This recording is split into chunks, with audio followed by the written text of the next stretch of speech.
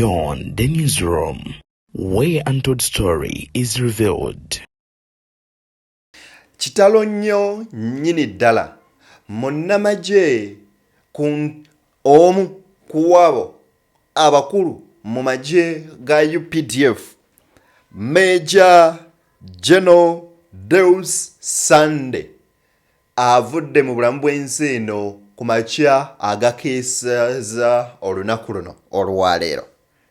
Ono yabadde akulira enkambi emanyikiddwa nga Kasijjagirwa mu bitundu ba mu bendobendo ly'e Masaka. Ebuvanjuba ne bugwanjuba ewaka wasigalawo ewasinga. Beyond the newsroom gwe mukutu ogukuleetera ekyo ekisinga katiranga naffe ng'oyita ku noti 771 44 53 ne noti 744 26 45 na bino bikulu tetulanga bafere tetulanga basawo ba kinnansi n'abagwa mu koowa eryo mwebale kutuwagira. Thank you. Kitalo nnyo nnyini ddala ono kigambibwa nti yabadde ayolekera bitundu bya Kampala okulaba ng'aziika munnamagye munne eyafudde mu bulamu bw'ensi eno amanyikiddwako obulungi nga General Francis Takirwa n'ebirala ebisinga awo nsobodde okuba nga mbikukuŋŋaanyiriza munywanyi osobole okuba nga obimanya.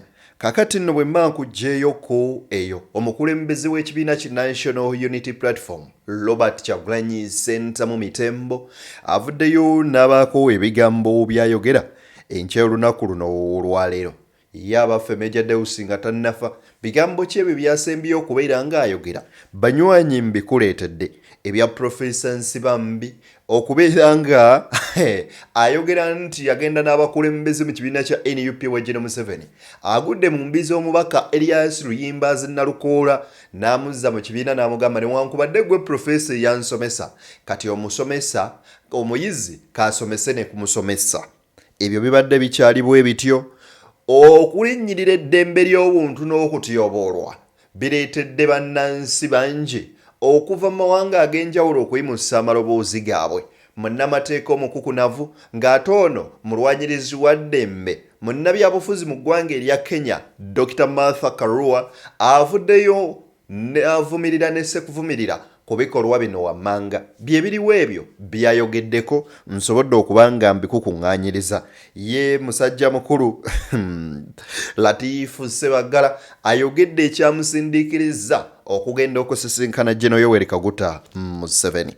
Omusajja wuno ekyengera afudde ng'apika mupiira gw'emmotoka bwe gubwatuse ne guvaako ne gumuba n'afiirawo. Kitalo nnyo nnyini ddala ne ku ebyo nno ebifa oluuyi erwo.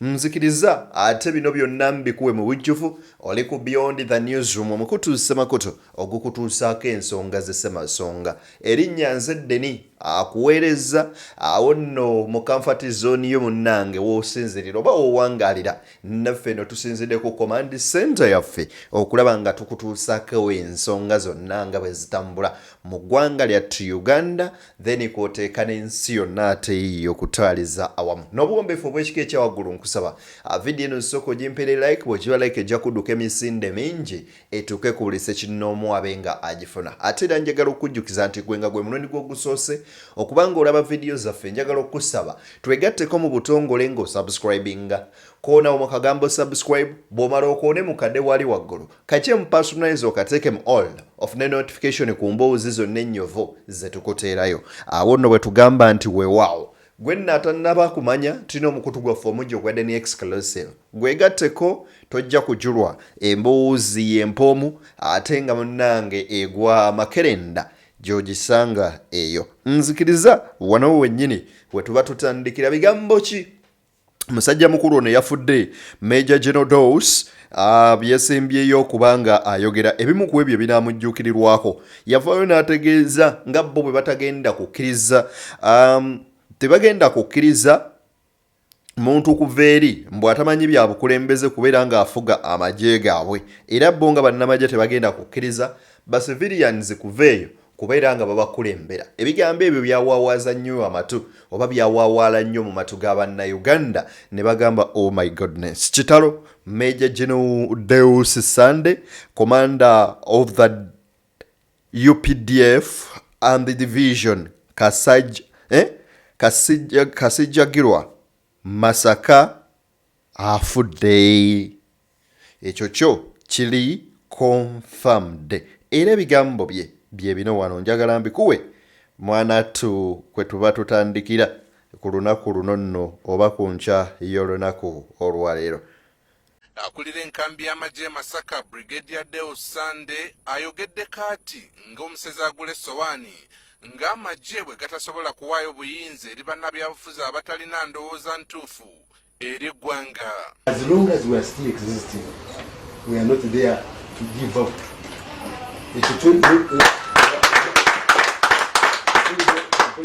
Kabadde abagamba nti timukyogera kino ndi buli mukyogera.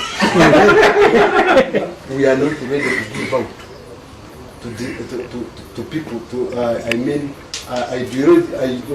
ideologically bankrupt people tino tugenda kuba obuyinza okuwayo abannayuganda ate kwonoona kiri kyetukoze netumala agakisuula. We are not ready. Asekeredde n'abalowooza nti bali mu nteekateeka kuwaayo buyinza. Bategekera we are planning a handover for you. Do you think we are planning a handover? No, we are not planning a handover. We are planning, actually we are consolidating. Sande asabye bannamawulire n'abavubuka mu ggwanga okutwaliza awamu okukimanya nti okutuuka wano Uganda evudde wala. Uganda eno nga bwe yali zibwetu bweri olwaleero. It is up to you to decide to make Uganda become kiri kumwe okusalawo. Alabudde ne ku mbeera yonna esobola okutuusa Uganda mu mivuyo ng'egiri e Somalia. Nemukola Uganda ebeerenga Somalia gyemba buli olwaleero Somalia eri mu strugglinga. Erinnya yalisangulawo.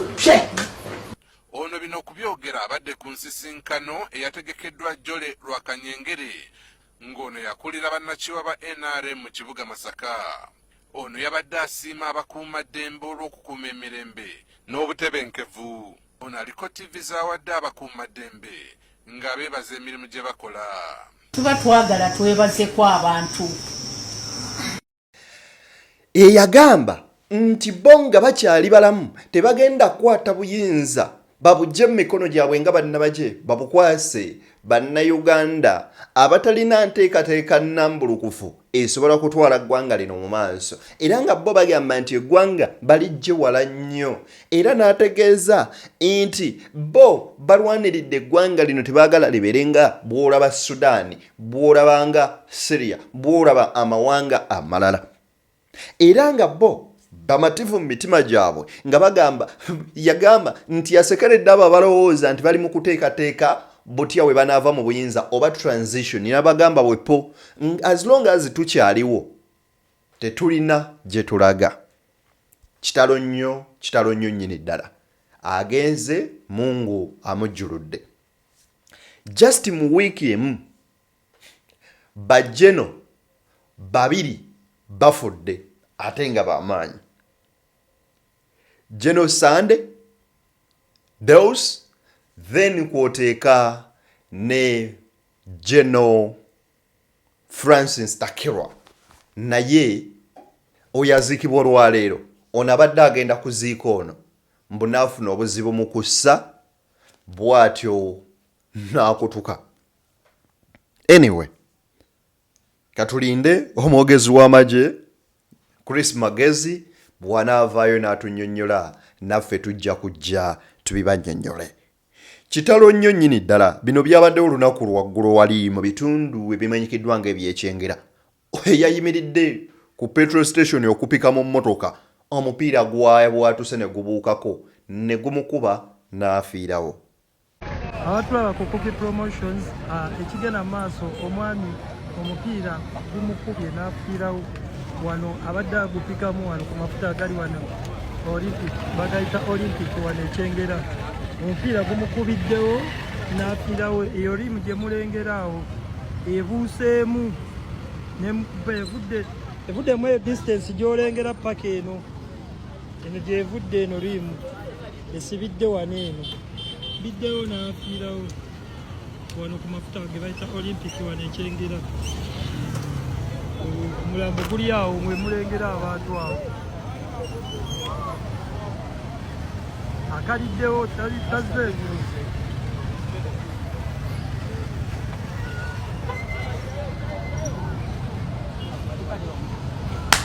obulamu bw'ensi eno bumpi yakedde ku makya n'atwala abaana ku ssomero n'abagamba muddeyo musome baana bange nze kitammwe nkolerera mmwe era n'asiibula omukyala n'amugamba mukyala ngenze kukola ngenze kuyiiya nteraamu essaala olwaleero luggwe bw'atyo yagenze kupika mu mupiira gwa mmotoka ne gubuukako ne gumukuba n'afiirawo kwegamba ebintu by'ensi eno bizibu mpaawo n'omuwa amanya ddi lwagenda kuba ne ku lwogenda ku kyeggulo bakubalirako era oleka bafumbye wabula kaba kaseera kazibu nnyo nnyini ddala nsaasirako abafamire y'omwami yono bambi kitalo nnyo nnyini ddala ate n'enjigo eyagudde mu famire bw'ojjako ekyo n'eyagudde ku kitundu nga kyengeraawo ku mafuta ga olympic akati ekiri mu mitwe gy'abannayuganda mpaawo n'omu ayinza kukitegeera kitalo nnyo nnyini ddala njagala kuwa ku bigambo bino bya mukyala Martha Karua then tusobole okuba nga tweyongerayo wuliriza. This is an open letter to President Yoweri Museveni, President of the Republic of Uganda and Commander-in-Chief of the Defense Forces, and General Muhoozi Kainerugaba, President Museveni's son, and the Chief of Defense Forces in Uganda. This is an African and global cry against the systematic, targeted sexual violence and assault to women's dignity in Uganda. We, the women of the Jumuiya and the African region, as advocates of justice globally, we write this letter in a state of profound shock and shared grief. The atrocities currently being visited upon the women of Uganda are not merely a Ugandan crisis, they are a stain on the conscience of the African continent and a direct assault on the universal principles of human dignity that binds all decent human beings across the globe. A dark chapter for humanity. The horrors unfolding in the wake of the January 2026 elections represent a catastrophic regression in human rights. We have watched in dismay as security forces under the command of the state in Uganda have weaponized and sexualized violence, humiliation, and terror, more particularly to the women of Uganda, to settle political scores. Martha Karua mu bigambo bye byayogedde mu bbaluwa gye bawandiikidde General Museveni koteka General Muhoozi Kainerugaba akulembera eggye lya Uganda erya UPDF, Uganda People Defence Force, ategeezezza bw'ati ebbaluwa eno nga bo abakyala Bannaafrika era abalwanyirizi b'eddembe nga bawandiika ebbaluwa eno eraga okwemulugunya ku butya eddembe ly'abakyala bwe lyatyoboolebwa na butya ebikolwa ebyo eby'eddima ebyefutwa eby'ekisegwe byabakolebwako naddala nga bino byasinga okubeera nga bibaawo mu kaseera ak'okulonda oba ebyakalulu ke tubaddemu naddala nga kabindabinda ne bwe kabeererawo ku ngenaku z'omwezi 15 omwezi ogwa January. Bw'otunuulira ebyo byonna, Martha Karua agamba nti ebikolwa eby'ensonyi ebityoboola ekitiibwa ky'omukyala ebityoboola eddembe ly'obuntu byayeeyoleka nga bw'okuba eriiso munywanyi kwe kwokomya. bonno bawandiika nga bagamba nti abakyala bano nabo basaana okuddizibwa eddembe lyabwe era nga bavumirira ebikolwa byonna ebyakolebwa ejje nga bali ku komandi oba ku bulagire obw'omukulu alekulira. Bo nga bannamateeka era balwanyirizi b'eddembe okusingira ddala ery'abakyala bagamba bakuyimusa eddoboozi lyabwe ku nsonga nga zino. BTN Media Beyond the Newsroom gwe mukutu kwoli nze Deni yakuweereza tovaako ate osobole okubanga ensonga zino oziraba ate era nga zikutambulira bukwako. Kakati nno ebyamuhami nsiba mbi bino nkugambye nga bw'owulira nti nsiba mbi asiba bikutuka. Mbuuza bisiba asiba bikutuka bitya? Sooka owulirize wano nalukoola. Abantu obaaliyo Mugambe waliyo bamemba ba parliament abakayitamu basatu. ku kino meeting ene ey'okulwokuna Baani ate omuntu yaganye okugenda mu kifaananyi ate onajja mwogere zinga nti ate kiba fair ate ng'oyogedde ku Dr. Zedriga. Zedriga mwogerako kubanga meeting eyaliyo ya Inter-Religious Council nevamu ne pastoral letter yalimu. Meeting yali y'abakulembeze ba ddiini so si ya mu State House. Yava nti mu State House okwogera kuno ne muba osoma pastoral letter byavamu interaction. Bano abakulembeze mwenye mbadde njagala kutegeera bannange saagala kubatawaanya butawaanya era sirina ttapu obudde buba bugenda. Meeting omukulembeze wange mwatuula teyali mu State House wabula yali n'abakulembeze banzikiriza si bwe guli Dr. Zedriga. Meeting yava mu State House mugende musisinkane nga ba stakeholders.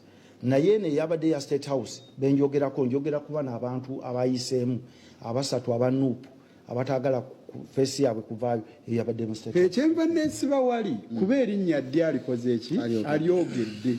Mbadde njagala ensi etegeere oba ddala omukulembeze wange yali mu State House nga gye yatuula naye bw'aba yatuula n'abakulembeze ate ekyo kikyusaamu tekibeera kyekiri ekibadde kirowoozebwa. Kuba mbadde sirina position ya kibiina.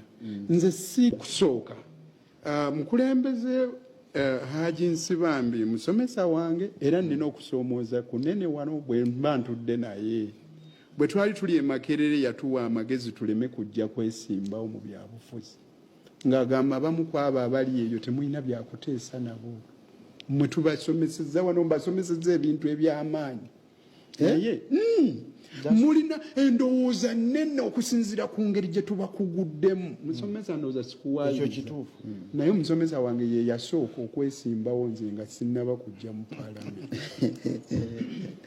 Naye ate ebyobufuzi bimutawaanyizaamu naddala wano mu Kasemba. Enkomerero ya byonna amaliriza agenze ew'omusajja bateeseemu. Simanyi oba kyazze lwa kutya fiya oba kyazze lwa kutya kitiibwa. Naye bwe mpulira byayogera agamba omusajja yayina emmundu ate toyina ssabo ly'amaanyi gy'onaamulogera bw'oba olemereddwa. Yalina abantu bo byebimu ku bigambo bye mpulira. Naye ono gwe tuli naye wano munnamateeka omukugu simanyi oba amenye constitution bateesa naye kuba constitution yeegamba nti oli bw'agimenya mwe bannansi musale amagezi gonna nga mugakozesa mulabe nga muzzaaki constitutional order. Era ebimu ku bigambo bye byayogera mu kiseera kino si byebiri byokka ebyo nti nabo bataabasibe n'ebiringa ebyo wabula agamba nti General Museveni ye yawangula akalulu si we guli musomesa naye ate ye yennyini ono omusomesa wange nga nsomesa amateeka nakizuula nti akalulu mitendera si mukolo si event. Bwe wabanga akalulu kalimu kuba emiggo tiya gas n'ebiringa ebyo kaba kamaze okufuna ebizibu era oyo akawangudde tasobola kwewaana ng'agamba nti kabadde nze mpangudde. Kati bw'atandikira ku awagamba nti omusajja yawangula akalulu ng'ate ffe tuli mu mazigo olw'obubbi obutagambika obubadde ayinza okuba ye yalaba mu constituency ewuwe gy'ataawangula n'alowooza nti bwe kyali mu ggwanga lyonna. Eyasomesa omwana amuzizza mu lecture room n'amusomesa.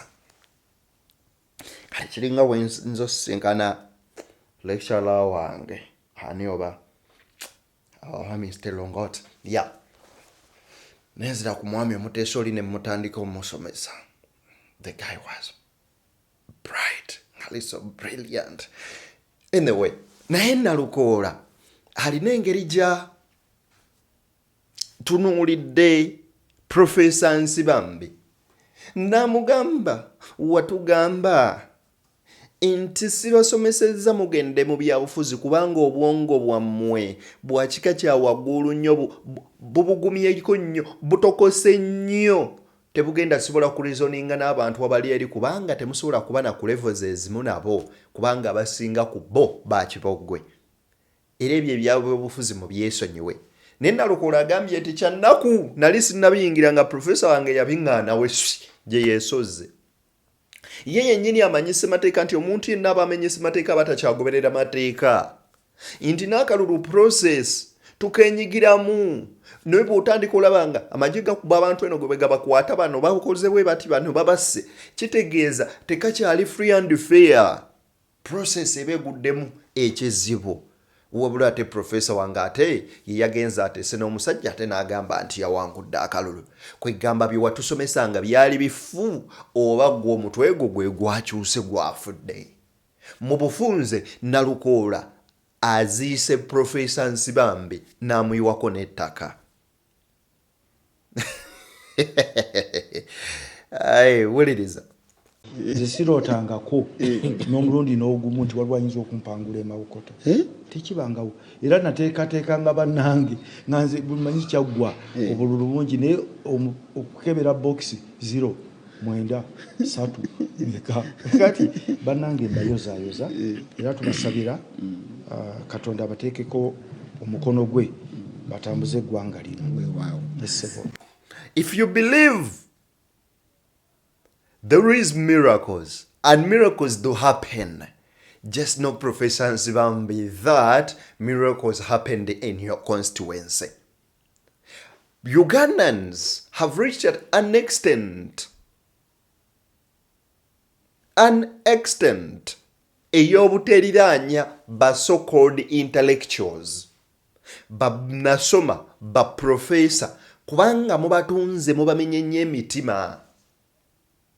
Kubana abaana be wasomesanga tebakyakukkiririzaamu essaawa eno ate otuula otya n'omusajja nga ye yakola biri yakoze bino yakoze biri.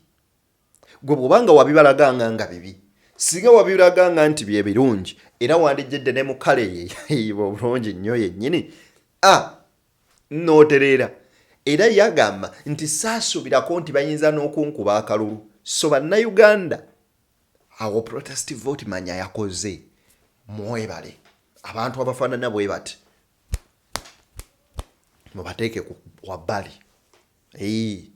mubalage obusungu. Nalabyewo ka gurupu ka nina mukwano gwange omu yakataaminze as a group of hooligans nga kawoza katiike tulabye abantu nga tebakyagala kujjumbira kulonda kugibwewo balondere nga mu parliament fe tulonda ababaka bokka. Anyway, iyo tuveeyo. Tuveeyo kankuwe wano wuliriza munyagwa I mean gundi yani bigirwa Owekitiibwa Nsibambi abantu abagamba nnyo nga bw'abadde ne ssente yali looya wa Gaddafi biki era ssente yazireetera mu mmotoka nga zizitoye ffe ebyo tetwagala kubimanya kubanga size ziwerera abaana baffe size zigula emmere ewaffe okitegedde ffe ebyesente byo tuba tetwagala kubimanya waffe ekyatugatta si bugaggabo ekyatugatta kuleeta nkyukakyuka mu ggwanga kakati gwe oba ogivuddeko enkyukakyuka oba ogivuddeko tuba tukuzza tukunafuya byesente byo tonyumya kati nze abasajja bonna mbadde nabo oyo Nsibambi utwawangula obwa meeya wano mu 2006 yali talina ssente ate ziyajje wa Gaddafi ezo sitole za mawulire nze nkubuulira gwe nalabako yali talina ssente zirya tuwangula obwa meeya bwaffe wano e Kampala ne Haji Ssebaga. Bigirwa naye bwe yakutte ku musajja mukulu ono yamuwujjiza mu ngeri ye n'agamba Professor Nsibambi ekyali kitugatta yali nkyukakyuka bwe tokyalimu nnono ya nkyukakyuka tugenda kuyimbira akayimba akawerekera abakatoliki weeraba munnange weeraba oba kali akalala nti siibula omuddu wagende mirembe abaana ku TikTok wano bakuteramu akagamba nti bo bakozeeko kye bakoze naye Mungu yasembayo okusalawo kwe Mukama teri yakola ki Addage mwebaze Katonda ati muwangalidde ku mulembe gw'abannabyabufuzi abafaanana bwe bati wuliriza Nalukola. Ekyokubiri waliwo emitendera giyitibwamu bw'oba oyagala ebyo ebimu byayagala bibeere kati ng'okuta abasibe era nawulidde ebigambo bye nga pre-bargaining ebigambo nga okugamba nti munsinzi ng'oli agamba nti bw'oba oyagala nkusonyiwe sooka okkiriza eki omusango naye kakati ffe tulina abantu nga Edi Mutwe tulina abantu bagadafi abataali nawe bagamba awaddizibwa omusango ng'omanye emisango egivunaanibwa abantu Gaddafi ali omu bagenda okuta ng'okubba esweta oba onfuna oli nga bamutaddeko omusango gw'obwakkondo naye nga naye wateeberezebwa okuba nti omusango we gwaddizibwa nga oli teyaliiwo mu kifo waliwo ebintu ebibaddewoko NUP byaweebwa amagezi emabega abantu n'omu n'atufaako omala ne bamala ne bamuta nga bawa amagezi mwali badde mwogedde ne gavumenti kiwalirowooza ku olwo kyolowooza ne kakati ku bantu bonna bakutte njagadde kuwaako buwi kyakulabirako nti abantu abamu babeeraawo ne bagamba naye ab'NUP bano bazibu tebaagala bantu baabwe kuteebwa naye kyengezaako okujjirayo nti waliwo okugamba nti gundi ye yapacca gundi oluyi naye nga ne we bagamba okumupacciza oluyi ono teyali mu kifo ekyo ng'omusango teyagukola ki teyaguzza naye oli ayagala okumusonyiwa agamba kkiriza omusango ndyoke nkusonyiwe oba ontegedde nokutegedde dda kati ebyo bye bimu ku bitu bw'owuliriza ebigambo bya Kanson Nalukoola mbu bansi bambise bwe bagenda bateesere Museveni ate abasibe ngaani naye nga babagamba obumu ku bukwakkulizo nti aba balina osooka okukkiriza emisango tulabe oba butwadde babasiba emyaka 10 tukusibeyo 5 oba ne Mukama Katonda bw'olabanga abantu abagezigezi nga batuuse ku serifaanana bwe lityo lwaki Mukama totuyamba n'obatwala lwaki bategedde kaakati nga bagudde mu kalulu oba tebasobodde kuyitamu kati bajjukire bategeera nti waliyo n'abasibe katugende twogere ku nsonga z'abasibe ekyo kirowoozaako kati ng'omaze obutayitamu mu kalulu so ekyo jasi kyakwekwasa kye bateekawo okulaga nti ensonga zitwabaddeko zagwanga zammwe nga bannansi naki nze mu kulaba okwange bano oba oliawo bagenze kweyogerako bonga bo abantu batera obbikola agenze bambi abadde mu kalulu tasobodde kuyitamu alina amabanja aba oliawo ayagala kifo ky'obwa RDC oba bafuneyo bamunyiga nze kyenalabye mu kifaananyi kino really so kino ekyokugamba nti babadde boogera ku nsonga endala ekyo just bakiteekawo ogezaako okubikkirira kubanga kakati oli Latifu Ssebaggala oli former MP kati oli former aspirant kuba meya mbogenze n'ogamba mu M7 oba nsibambi Honorable Yusuf nti ogenze n'ogamba mu M7 nti kati taabasibe nti agenda kutabasibe kubanga Latifu Ssebaggala amugambye taabasibe kweri kakati kambuuze mu M7 enkya bw'anaavaayo n'aga nti abantu abo bansinkanye abo babadde bazze ne bambulira ebizibu byabwe balinanga abantu era nja bayambako banakyegaana owulira Ssennyonyi agamba nti bano baleke tusiba katambaala ku maaso tulimbalimba wabula olwo omunnyonnyola ngaani nga nze yagudde nga nze adde yeesimbye okubwa meeya n'engwa kati nkusaba munaye mwami Museveni ky'oba okola wanika hiwaani abaddaage wamma Ssennyonyi oba oli awo nkuwagiddeko eddakiika emu. Robert Kyagulanyi Ssentamu olunaku olwajjo yavuddeyo n'abaako ebigambo byayogera ng'ayita ku mikutu gye egy'enjawulo. Alinako ekitabo ekimu kye badde asoma ng'ekitabo kino ero bakiyita Slow Poison. Buno obutwa munnange obukutta mu mpolampola. Oba obutwa obw'empolampola n'agambye bw'ati nti while the criminal regime continues to hunt my family and hunt me down. Nti nga obukulembeze bw'abamenyi b'amateeka bamusibira mu budwa bakyagenda mu maaso n'okubeera nga banjiganga kw'oteeka okuyigganya famire yange.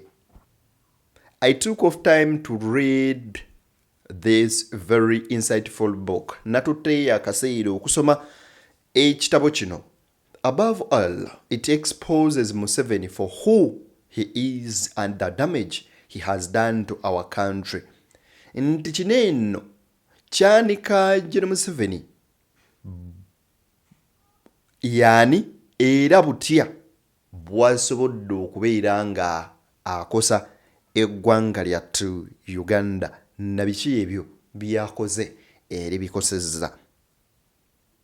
Despite having come with the promise to break away from the past. Ng'ogyeko ebyokugamba nti yajja okubeera nga ajjawo ebyayita as Professor Mamden notes in this book. Nga Professor Mamden bw'ayogera mu kitabo kino oba nga bw'awandiika. The Museveni era has collided the morals of the entire generations, and there is unlikely to be an easy solution to the problem. Agamba nti okusinziira ku Professor Mamden mu katabo kano nti Museveni ku mulembe gwe asobodde okubeera nga ajjayo empisa tuyinza okuta morals eza generations zonna bwe biba bikolwa ebibi ebyakolebwa ku mirembe gyonna asobodde okubeera nga abijjayo nebikolebwa ku mulembe gwe. Era n'agamba bw'ati there is unlikely to be is a solution to the problem. Inti waliwo solution oba ekyokuddamu eri ebizibu bino wabula ekitali kyangu.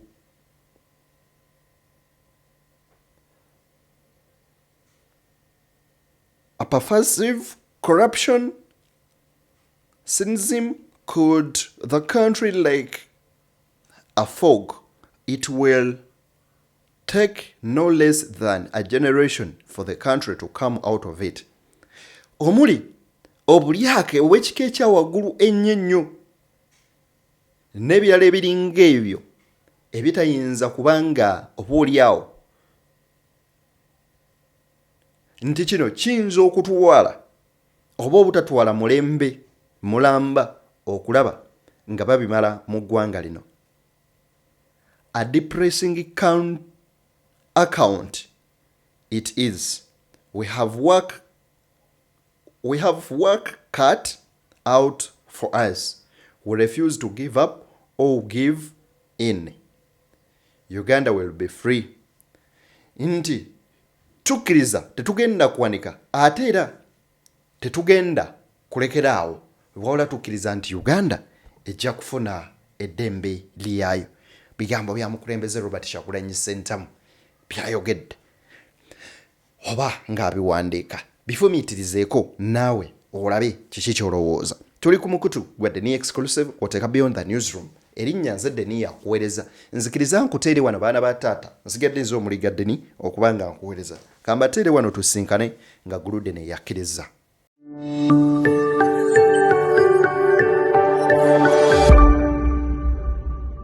Beyond the Newsroom, where untold story is revealed.